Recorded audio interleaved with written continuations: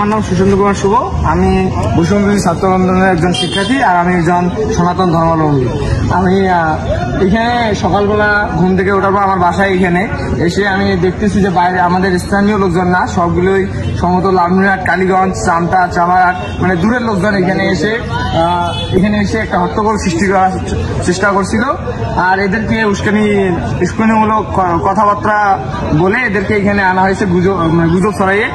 আর আমরা যে হিন্দুরা বাংলাদেশে স্বাধীনভাবে থাকবো তা চায় না, ওদের মধ্যে অনেকে গুজব ছড়িয়ে হিন্দুদেরকে উস্কানিমূলক কথা বলে তারা এইরকম বিভ্রান্তি করার চেষ্টা করতেছে। আমরা চাই যে আমরা সবাই মিলে এই দেশে, এটা আমাদের মাতৃভূমি, আমরা সবাই একসঙ্গে মিলেমিশে থাকি।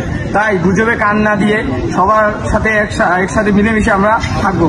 আর ছাত্ররা আমরা সবসময় সংখ্যালঘু এবং যারা বৈষম্য করার চেষ্টা করে তাদের বিরুদ্ধে রুখে দাঁড়াবো এবং সংখ্যালঘুদের পাশে থাকবো। হাতীবান্ধা বৈষম্যবিরোধী ছাত্র আন্দোলনের সবাই এখানে আমি দেখছি যে সবাই সুন্দরভাবে তাদেরকে বোঝানোর চেষ্টা করেছে, কিন্তু তারা তাদের মধ্যে থেকে কয়েকজন উস্কানি দিয়ে আমাদেরকে মারতে এসেছিল।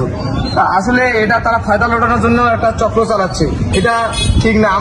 আমি হিন্দুদেরকে বলবো, আপনারা এইসব গুজবে কান না দিয়ে আপনার বাড়িতে যান এবং স্বাভাবিকভাবে জীবনযাপন করুন। এর দেশ আমাদের সকলের, তাই এখানে কোনো বৈষম্য চলবে না, আর আমরা শিক্ষার্থীরা এটা হতে দেবো না। আমরা বৈষম্য বিরোধী ছাত্র আন্দোলন হাতীবান্ধার তরফ থেকে এসেছি।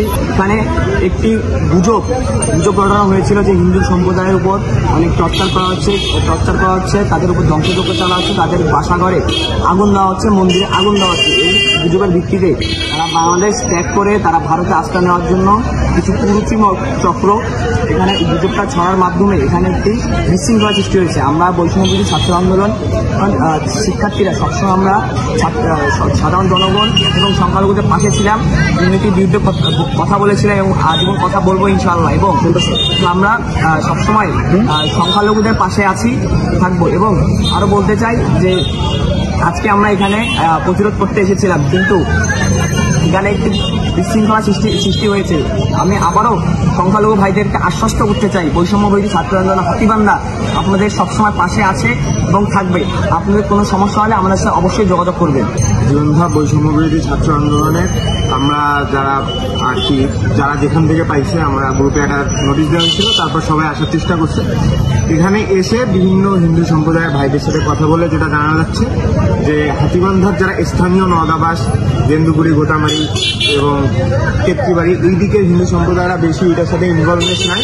এটা বাইরে থেকে কেউ বা কারা আসছে এবং এটা ইন্ধন দিচ্ছে এবং তারা বুঝাচ্ছে যে কালকে যে শপথ গ্রহণ হয়েছে সেই শপথ গ্রহণে গীতা পাঠ হয়নি, এটাকে কেন্দ্র করে যে ডক্টর মোহাম্মদ ইউনূস সরকার হিন্দুদেরকে মানে একদম নির্বিচারে হত্যা করবে, এই ধরনের গুজব ছড়ায় তারা যাওয়ার চেষ্টা করতেছে। এবং আমরা তাদেরকে রিকোয়েস্ট করেছি, আমাদের ডিসি মহোদয়, ইউনো মহোদয় এবং আমাদের বিজিবির যে ক্যাপ্টেন স্যার, আমরা সবাই মিলে তাদের সাথে কথা বলার চেষ্টা করেছি। আমাদের যে হিন্দু বৌদ্ধ সমন্বয়ক যে একজন ছিল আমাদের হাতীবান্ধার যে হিন্দু বৌদ্ধ সমন্বয়ক লালমনিরহাট জেলা, উনি কথা বলার চেষ্টা করেছে এবং এভাবে আমরা তাদেরকে অনেকক্ষণ চেষ্টা করেছি যেন তারা বুঝে এবং ফিরে আসে। ইন্ডিয়া তাদেরকে নেওয়ার জন্য রাজি নয়, তারা 2 স্তরের নিরাপত্তা ওখানে বহাল করেছে এবং তারা আরেকটি, আমরা যেটা জানি কাটাতার, এবং কাটাতারের সামনে তারা আরেকটা কাটাতার দেওয়ার চেষ্টা করছে নিউম্যান্স ল্যান্ডে, এবং তারা চাচ্ছে না যে বাংলাদেশ থেকে কোনো যাবে। আর আমরা তাদেরকে খুব বোঝানোর চেষ্টা করেছি, নিয়ে আসার চেষ্টা করেছি।